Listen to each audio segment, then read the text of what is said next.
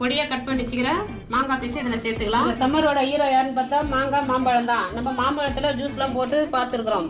இந்த மாங்காயில் கூட நம்ம சாம்பாரில் போட்டிருக்கோம், குழம்புல போடுவோம், ஊறுகாய் போடுவோம், ஜெல்லி பண்ணியிருக்கோம், எல்லாம் நிறைய பண்ணி கேண்டி மாதிரி சாப்பிட்டுருக்குறோம். ஆனால் இதில் வந்து நம்ம ஜூஸ் போட போகிறோம்.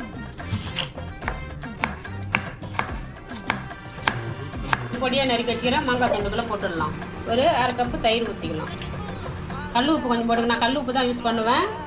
ஒரு பச்சை மிளகாய், ஒரு துண்டு இஞ்சி, கருவேப்பிலை ஒரு கொத்து, கொத்தமல்லி தழை கொஞ்சம், சீரகம் கொஞ்சம், பெருங்காயம் ஒரு 2 சிட்டிகை, தண்ணி ஒரு 1 லிட்டர் ஊற்றி அடிச்சிக்கலாம். எல்லாம் நைஸாக அரைச்சி எடுத்தாச்சு. இதை வடிகட்டிக்கலாம். வடிகட்டி வச்சுருக்கிறத நம்ம எதில் சர்வ் பண்ணுறோமோ அதில் ஊற்றிக்கலாம். இது வந்து மாங்காய், மோர், சீரகம் இதெல்லாம் போட்டுதான் நல்லா வயசுக்கு ரொம்ப ஒரு குளிர்ச்சி.